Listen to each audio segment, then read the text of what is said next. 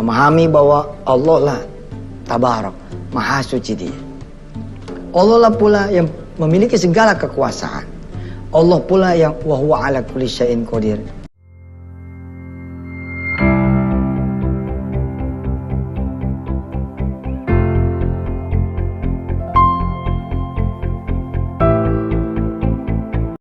Alhamdulillah. Assalamualaikum warahmatullahi wabarakatuh. Pemirsa, makin dekat nih hari raya ya. Sebagian bersedih, sebagian hati kita juga bergembira. Bersedih kenapa? Karena belum hatam Quran barangkali. Ada yang gak sempurna tarawehnya. Ada yang malah kemudian kelewatan berjamaah. Ada yang malah bolong di puasanya. Tapi sebagian lain kemudian bersuka cita. Kenapa bersuka cita? Karena alhamdulillah segala puasa kita insya Allah akan menghapus kita punya dosa. Taib, kita masih membahas ayat pertama.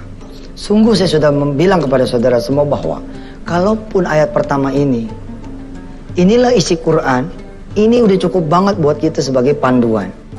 Memahami bahwa Allah lah Tabarak, Maha Suci Dia. Allah lah pula yang memiliki segala kekuasaan. Allah pula yang wa huwa ala kulli syai'in qadir. Dia Maha Mampu. Saudara semua yang dirahmati Allah. Pada ayat yang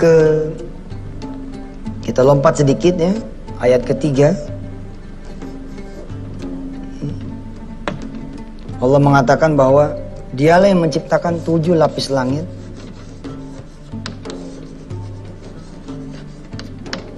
Alladzi khalaqa sab'a samawatin tibaqa. Kita diberitahu oleh Allah 7 lapis langit ini tidak ada cacatnya. Tidak ada cacatnya. Kemudian seimbang pada ciptaannya.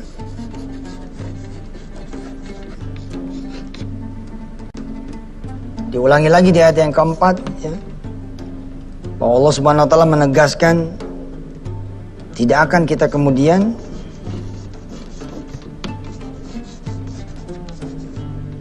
tidak akan melihat kecacatan itu.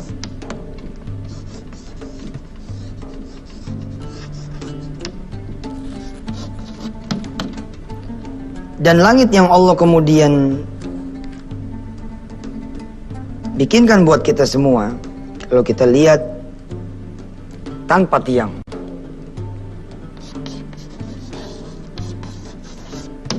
Subhanallah. Hanya teknologi Allah lah yang kiranya sanggup membuat bentangan begitu luas tapi tanpa tiang. Kalau kita lihat bangunan hotel atau apa, dia pasti ada tiangnya.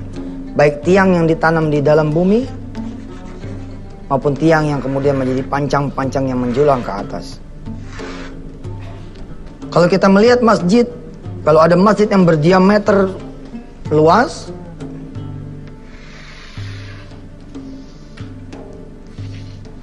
lalu sang arsitek berhasil membuat bentangan tanpa tiang tengah, tanpa tiang pinggir kanan dan kiri, kita tentu akan berdecak kagum dan mengatakan bahwa subhanallah, ini nggak pakai tiang ya. Padahal tiangnya tetap ada. Tiangnya di mana? Tiangnya di sini, dan di sini. Dan ini pun luasnya, ya paling top ya 1 hektar barangkali. Tidak ada juga kemudian bentangan luas masjid 1 hektar. Kecuali mungkin Istiqlal atau yang besar-besar. Tapi jarang lah. Lah bumi Allah gimana? Lah bumi Allah nggak bakal ada yang sanggup ngider. Tidak ada satupun presiden dan calon-calon presiden Republik Indonesia yang sanggup muterin dari ujung sini sampai ujung sini. Jangan kemudian dia mampir sana, mampir sini, mampir sana, mampir sini. Nggak usah, lempengin aja udah, tarik garis lurus. Barat ke timur, timur ke barat, nggak ada yang mampu. Gempor kita. Jakarta ke Papua itu kayak Jakarta ke Jeddah.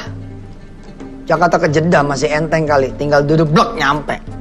Laku Jakarta Papua, kita bisa transit dulu sana, transit sini, subhanallah. Berkah sekali Indonesia ini, luas.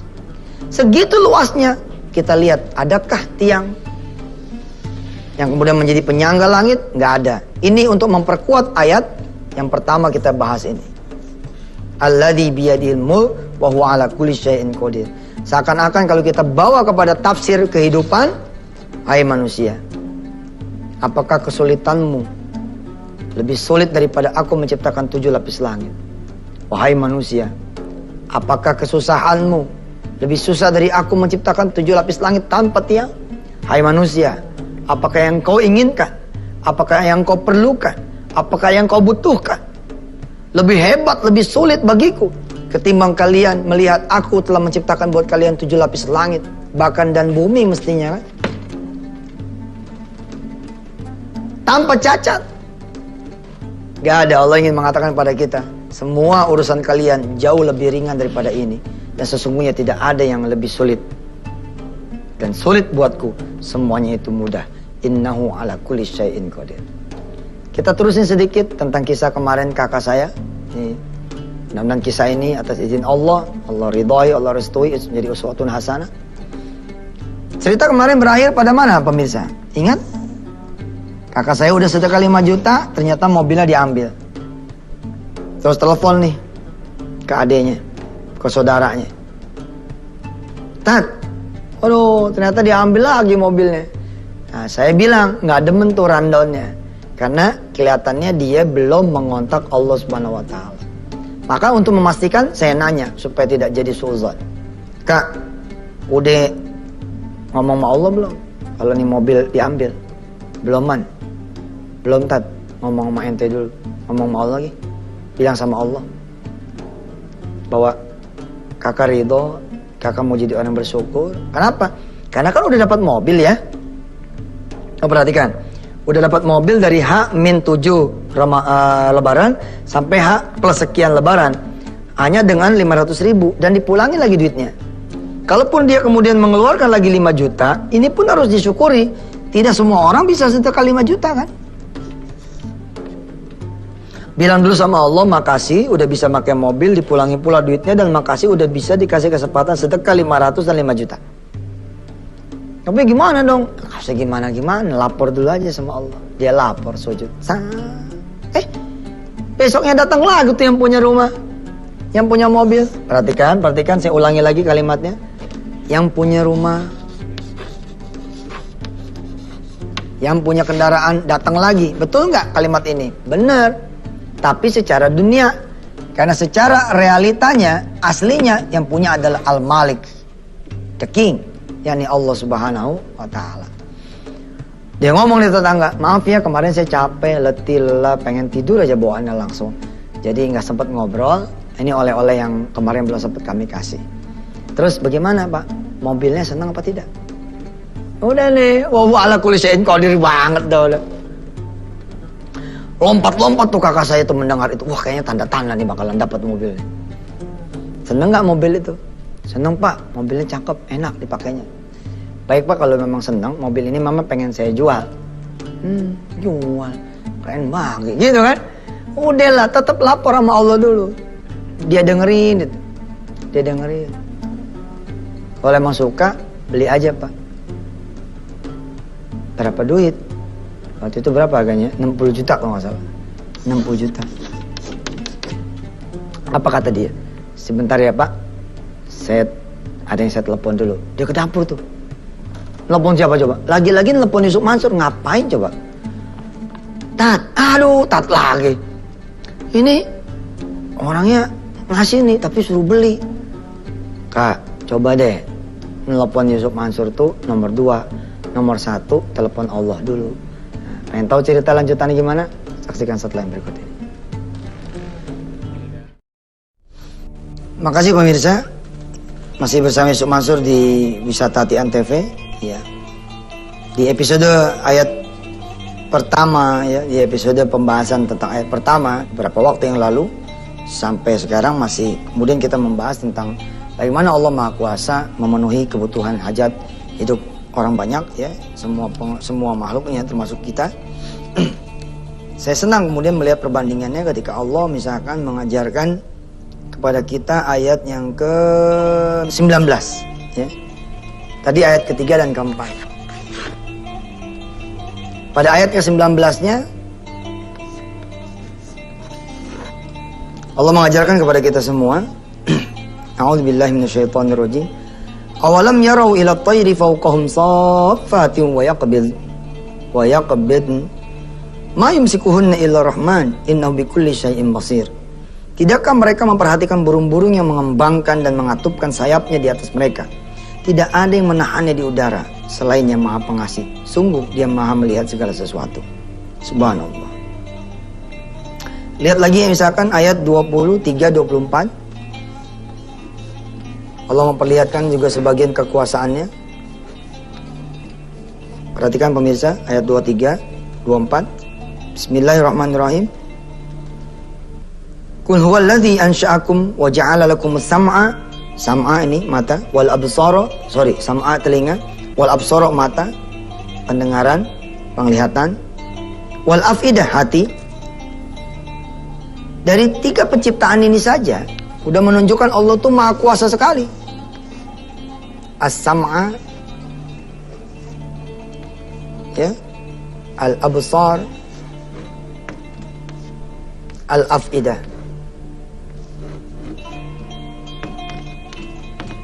Pendengaran, penglihatan,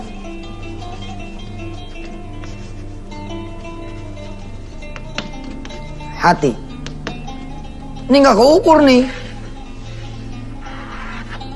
Kalau saudara menjelajahi teknologi pendengaran, teknologi mata aja tuh saudara suka nggak bersyukur kan? Astagfirullahaladzim. Termasuk saya.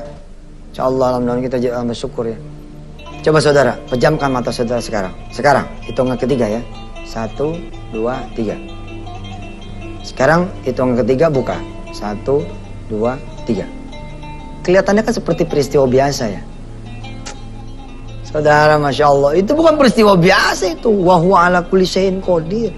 Hanya Allah yang mampu membuat mata saudara terpejam, terbuka, terbelalak. Saya sering memakai perbandingan ayat ini nih 3, 4, 19, 23 dalam satu surah yang namanya surah Al-Mulk. Untuk apa? Untuk mengajarkan kepada saya nggak pantas kita berputus asa gitu. Kalaupun tidak punya masalah, nggak pantas juga kita tidak berharap pada Allah Subhanahu Wa Taala. Nggak pantas kita nggak butuh Allah, nggak pantas kita nggak perlu sama Allah, nggak pantas kita ngelawan sama Allah, nggak pantas kita doraka sama Allah, maksiat di matanya Allah, pantas. Kenapa? Nih, apalagi di ayat 23 telak sekali. Qul huwallazi ansha'akum wa ja'ala lakumus sam'a wal absara wal afidata qalilan ma tashkurun. Sedikit sekali di antara kalian semua yang menjadi hambaku yang bersyukur. Di ayat 24-nya Qul huwallazi dzara'akum fil ardi wa ilaihi tuhsyarun. Dan Dialah yang menjadikan kamu berkembang biak di muka bumi dan hanya kepadanya kamu akan dikumpulkan. Coba lihat ya, berkembang biak. Ini juga sebuah teknologi genetik, rekayasa genetik kalau kita sebutnya gitu ya, karena kita cuma bisa merekayasa kan. Tapi Allah nih teknologi pengembang biakan manusia loh, dari 1 berpasangan, lalu kemudian lahir 5. Wirda, Kumi, Kun, Hafiz, Aisyah. Saya sampai geleng-geleng kepala loh kadang-kadang gitu. Ji, udah punya anak ya. Masya Allah. Itu kalau kita ngeliat anak kita tuh, kita gendong takjub bener Ji. Sempurna loh. Kita nggak tahu mesen kan, kita nggak mesen kan, tapi Allah sempurnakan itu. Ente doa nggak doa, Allah sudah suntikkan dalam sunnatullahnya. Kalau berhubungan badan, insya Allah jadi. Ada yang tidak jadi, tapi itu qadarullah. Apalagi kalau misalkan cuma urusan dunia yang cetek berecetek. Cetek banget nih, pengen punya mobil, pengen lunas utang, pengen punya anak turunan, cetek. Kenapa Allah sudah menunjukkan ini pemirsa?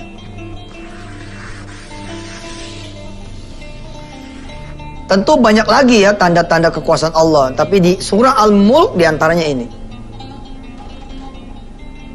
Tanda-tanda ayat-ayat Allah, kekuasaan Allah banyak sekali. Tapi di dalam surah Al-Mulk baru saya hidangkan ini.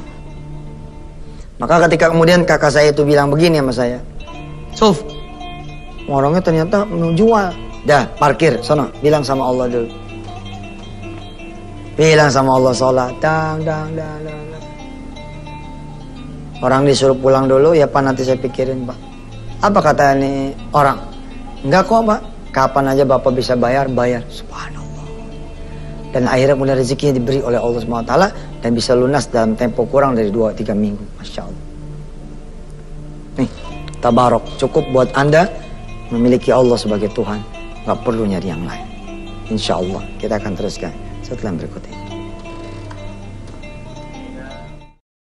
Baik, saudara, ya, saya mengulangi meround up di segmen 3 ini. Pertama, yakinkan bahwa dialah Allah yang maha suci. Dia nggak perlu juga bantuan ente sebenarnya.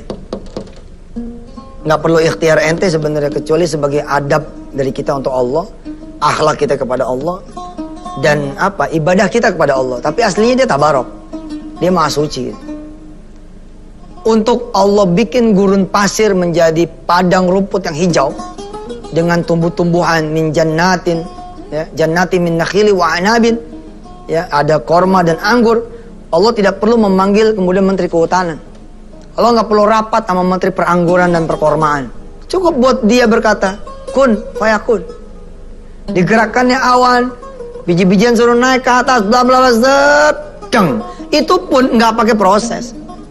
Kalau dia mau nggak pakai proses, nggak pakai proses. Kita lihat misalkan di dalam surah yang lain, saudara perlu tahu nih, betapa Allah ini ajaib. Ular itu asalnya dari mana? Lu tahu nggak? Ular asalnya dari mana? Ular. Bukan ulat. Ular. Nih bener nih, tulisan yang bener gini, ular. Kalau gini bacanya apa? Ular. Nah, kalau ini? Telur. Kalau ini? Telur. Ustaz, iseng banget sih, ngapain sih? Ente lihat, ular nih, asalnya dari mana? Asalnya dari anak ular. Dia mula-mula anak ular dulu. Terus jadi ular. Nah, terus anak ular dari mana? Dari emaknya. Iya kan? Dari emaknya nih, emaknya ngamilin dia gitu kan ya. Ular tuh hamil gak sih? Telur ya? Emang telur ular? Nggak penting lah, pokoknya contohnya kira-kira maksudnya contoh begini contohnya. Ular tuh, iya dari ular juga, kira-kira begitu ya. Tapi tidak terjadi sama umat Nabi Allah Musa alaihissalatu wassalam. Perhatikan saudara, betapa Allah ini maha menakjubkan. Lihat. Allah bertanya kepada Nabi Allah Musa, wa ma tilka biyaminika ya Musa. Allah bertanya, Musa, ada apa tuh di tangan kananmu? Musa jawab, qala hiya asaya. Ini tongkatku ya Rabb, atawakka'u 'alaiha wa ahussu 'ala ghanami wa liya fiha ma'aribu ukhra. Ini tongkatku ya Allah, aku banyak mengambil manfaat dari tongkat ini. Ya, ini ada di dalam surah Thaha.